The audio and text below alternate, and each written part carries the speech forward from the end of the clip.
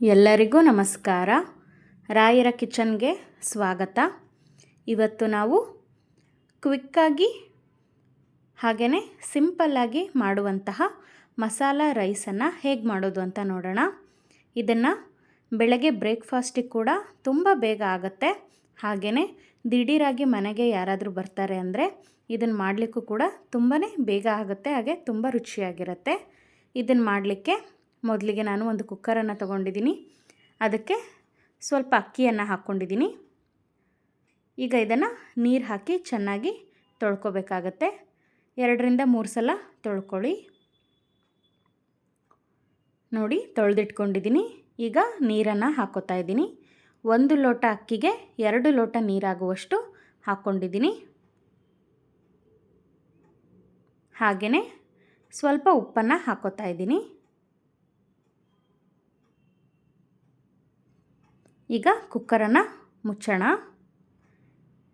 ಈಗ ಇದು 3 ವಿಷಲ್ ಬರಲಿ.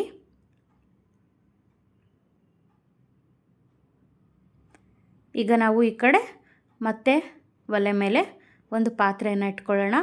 ಅದಕ್ಕೆ ಸ್ವಲ್ಪ ಎಣ್ಣೆಯನ್ನು ಹಾಕ್ಕೊಂಡಿದ್ದೀನಿ. ಎಣ್ಣೆ ಕಾದ ನಂತರ ಸಾಸಿವೆಯನ್ನು ಹಾಕ್ಕೋತಾ ಇದ್ದೀನಿ. ಸಾಸಿವೆ ಸಿಡಿದ ನಂತರ ಜೀರಿಗೆಯನ್ನು ಹಾಕ್ಕೊಳ್ಳೋಣ.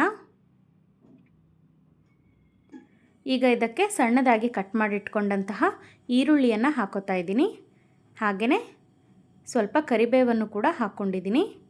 ಈಗ ಇದನ್ನು ಚೆನ್ನಾಗಿ ಫ್ರೈ ಮಾಡ್ಕೊಳ್ಳೋಣ.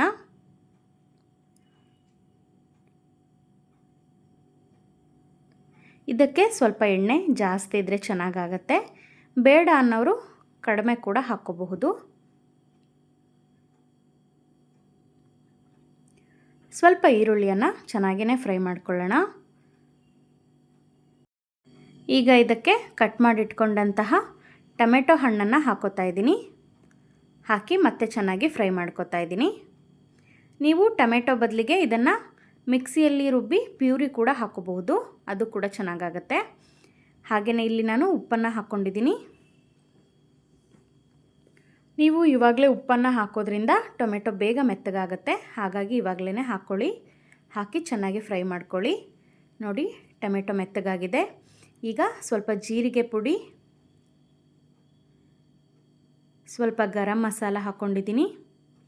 ಹಾಗೆಯೇ 1 ಟೇಬಲ್ ಸ್ಪೂನ್ ಆಗುವಷ್ಟು ಧನಿಯಾ ಪುಡಿಯನ್ನು ಹಾಕ್ಕೊಂಡಿದ್ದೀನಿ. ಸ್ವಲ್ಪ ಖಾರದ ಪುಡಿಯನ್ನು ಹಾಕ್ಕೊಂಡಿದ್ದೀನಿ. ಹಾಗೆಯೇ ಸ್ವಲ್ಪ ಅರಿಶಿಣವನ್ನು ಹಾಕ್ಕೊಂಡಿದ್ದೀನಿ. ಹಾಕಿ ಚೆನ್ನಾಗಿ ಮಿಕ್ಸ್ ಮಾಡ್ಕೊಳ್ಳೋಣ. ನಿಮಗೆ ಬೇಕು ಅನ್ನೋರು ಇದಕ್ಕೆ ಹಸಿಮೆಣಸಿನಕಾಯನ್ನು ಕೂಡ ಉದ್ದವಾಗಿ ಹೆಚ್ಚಿ ಹಾಕ್ಕೋಬಹುದು.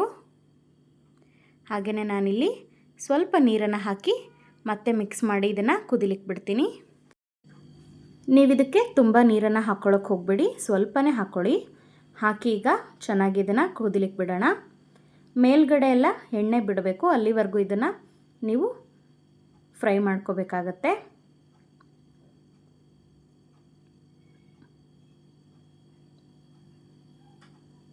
ಟೊಮೆಟೊ ಈರುಳ್ಳಿ ಹೆಚ್ಕೊಂಡ್ರಂತೂ 2 ನಿಮಿಷದಲ್ಲಿ ಆಗುವಂತಹ ರೆಸಿಪಿ ಇದು. ನೋಡಿ, ಈಗ ಒಲೆಯನ್ನು ಆಫ್ ಮಾಡ್ಕೊಂಡಿದ್ದೀನಿ. ಇದಕ್ಕೆ ಮಾಡಿಟ್ಕೊಂಡಂತಹ ಅನ್ನವನ್ನು ಹಾಕ್ಕೋತಾ ಇದ್ದೀನಿ. ನೀವು ಇದನ್ನು ರಾತ್ರಿ ಮಿಕ್ಕಿರುವ ಅನ್ನದಲ್ಲಿ ಕೂಡ ಮಾಡ್ಕೋಬಹುದು. ನೋಡಿ, ಈಗ ಚೆನ್ನಾಗಿ ಮಿಕ್ಸ್ ಮಾಡ್ಕೋತಾ ಇದ್ದೀನಿ. ಮೇಲ್ಗಡೆ ಸ್ವಲ್ಪ ಕೊತ್ತಂಬರಿ ಸೊಪ್ಪನ್ನು ಹಾಕ್ಕೊಳ್ಳೋಣ. ರುಚಿ ನೋಡಿ ಉಪ್ಪು ಬೇಕಾದರೆ ಉಪ್ಪನ್ನು ಕೂಡ ಸೇರಿಸ್ಕೊಳ್ಳಿ. ನೋಡಿ, ಕೊತ್ತಂಬರಿ ಸೊಪ್ಪನ್ನು ಕೂಡ ಹಾಕ್ಕೊಂಡು ಚೆನ್ನಾಗಿ ಮಿಕ್ಸ್ ಮಾಡ್ಕೊಂಡಿದ್ದೀನಿ. ಇಷ್ಟ ಆದರೆ ಆಯಿತು, ಮಸಾಲ ರೈಸ್ ರೆಡಿ ಆಗುತ್ತೆ. ರುಚಿನೂ ಕೂಡ ತುಂಬಾ ಚೆನ್ನಾಗಿರುತ್ತೆ. ತಪ್ಪದೆ ಟ್ರೈ ಮಾಡಿ. Thank you.